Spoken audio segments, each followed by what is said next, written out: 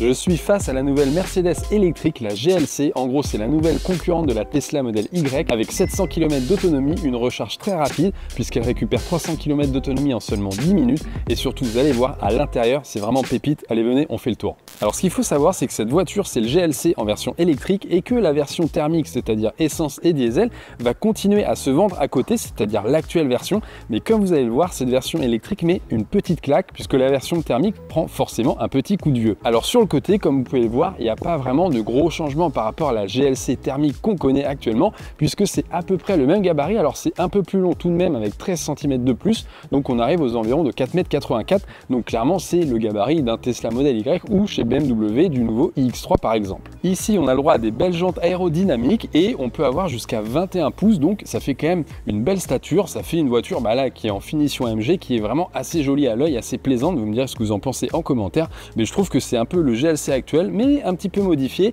J'aime bien et surtout venez voir à l'avant. À l'avant, la calandre, c'est ce qui va permettre de distinguer du premier coup d'œil dans votre rétro si vous êtes suivi par un GLC thermique ou électrique, puisque comme vous pouvez le voir, elle est rétroéclairée. Alors attention, ça c'est en option, avec ici pas moins de 942 LED qui illuminent cette calandre. Alors c'est pareil, je sais pas trop quoi en penser parce que en effet, ça donne une gueule à la voiture, mais clairement, ça a un certain charme. Mais si j'avais le choix, je sais pas si je prendrais avec ou sans le rétroéclairage. Alors si vous n'avez pas le rétroéclairage, c'est exactement la même chose, sauf que vous n'avez pas toutes ces LED éclairées, la calandre qui est éclairée. Moi j'aime bien quand même le petit contour et ici le petit logo Mercedes. Alors il faut savoir qu'en Chine et aux États-Unis, on a même le petit rond qui est rétroéclairé, mais ce n'est pas permis par notre législation en Europe. À l'arrière également, on a une très belle signature lumineuse qui va permettre de reconnaître du premier coup d'œil si c'est un GLC électrique ou non. Alors j'aime bien ici les petits logos Mercedes, c'est clairement une étoile, mais je suis un peu plus dubitatif avec cette petite barre LED.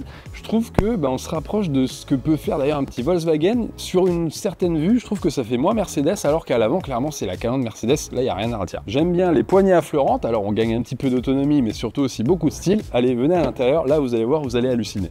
J'ai devant moi l'écran le plus grand dans une voiture Mercedes, ça s'appelle l'Hyperscreen et il fait 39,1 pouces. Il est rétroéclairé avec plus de 1000 LED et clairement c'est magnifique, la définition est parfaite et c'est très pratique puisque j'ai un infotainment au milieu avec beaucoup d'applications. Le passager il a son propre écran et surtout regardez-moi ça, il n'y a aucune séparation, c'est vraiment un seul et même écran. Alors attention, c'est une option haut de gamme puisque sur l'entrée de gamme on aura 3 écrans, ça sera à peu près pareil, j'aurai 10 pouces devant moi derrière le volant, 14 pouces au milieu et 14 pouces sur la droite, mais il y aura des petites séparations en fait exactement comme dans la Mercedes CLA.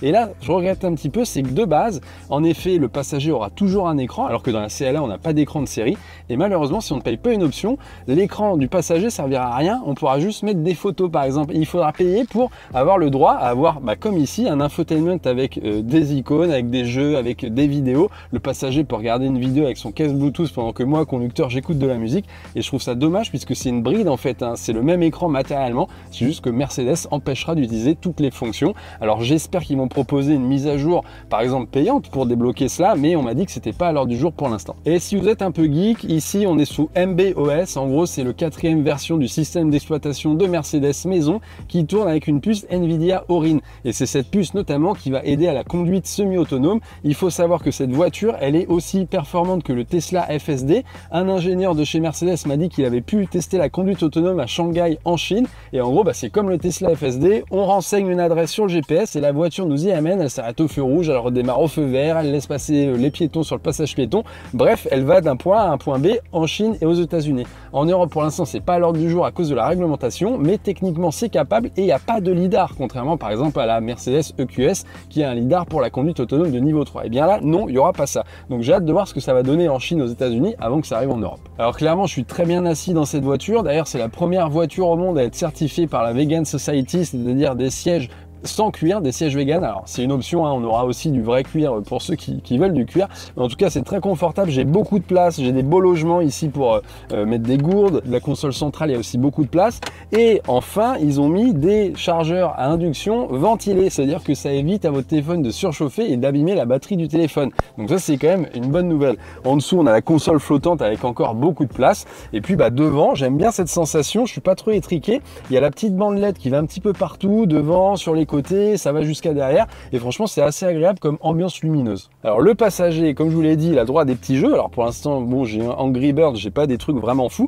mais il y a Boosteroid, c'est un logiciel qui va permettre de jouer dans le cloud, donc je peux jouer à des jeux comme par exemple Battlefield, Call of Duty, vraiment des gros jeux avec ma manette, je mets mon casque et je suis tranquille.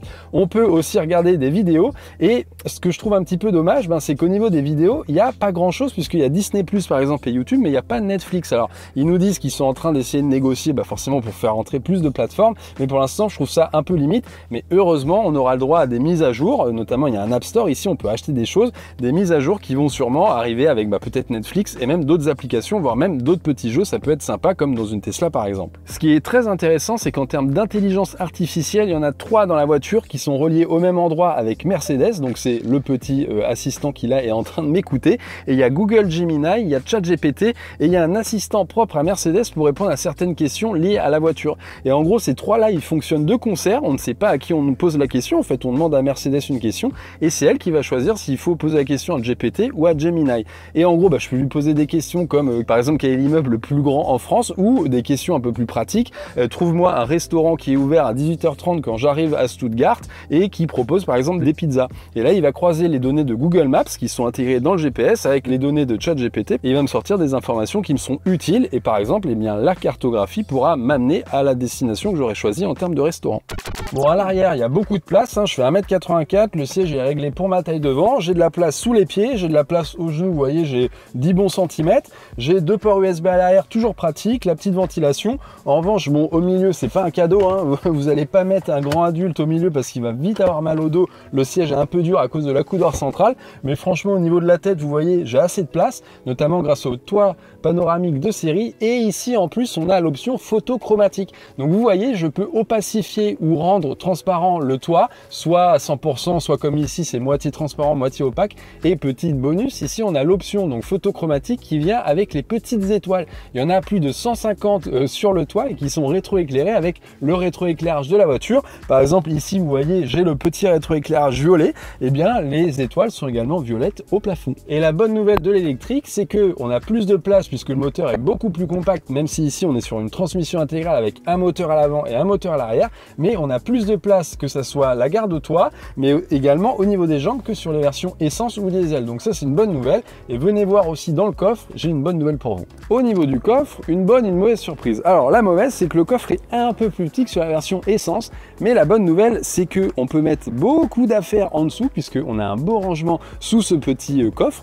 On a bien sûr la plage arrière ici, mais surtout venez voir à l'avant, et c'est là où on a une bonne surprise. Le coffre avant, donc qui s'appelle Frunk, je l'ouvre et j'ai 120 litres supplémentaires. Alors 120 litres c'est pas mal du tout, c'est au niveau d'un Tesla Model Y, donc on met une petite valise cabine, on met des sacs à dos, on met vraiment beaucoup de choses, c'est très intéressant. Et regardez, la petite astuce pour pas faire de traces de doigts, c'est que je peux tirer là-dessus et hop, ça se ferme tout seul. En termes de motorisation, ici on est sur la version GLC 400 Formatic, c'est-à-dire qu'elle est très puissante, elle fait 360 kW, c'est à peu près 490 chevaux avec 2 moteurs, un à l'avant et un à l'arrière. Il faut savoir qu'on a une boîte à 2 vitesses, c'est assez rare sur les voitures électriques, ça existe par exemple chez Porsche avec la Taycan, et ça permet ici chez Mercedes pas forcément d'avoir plus de puissance, mais surtout d'avoir une consommation réduite, et c'est comme ça qu'on atteint les 700 km d'autonomie WLTP avec une batterie de 94 kWh. Donc c'est pas trop mal, franchement la consommation semble assez faible, on n'a pas encore la consommation officielle WLTP avec les pertes d'énergie liées à la recharge, mais on pense que ça tournera autour de 14-15 kWh.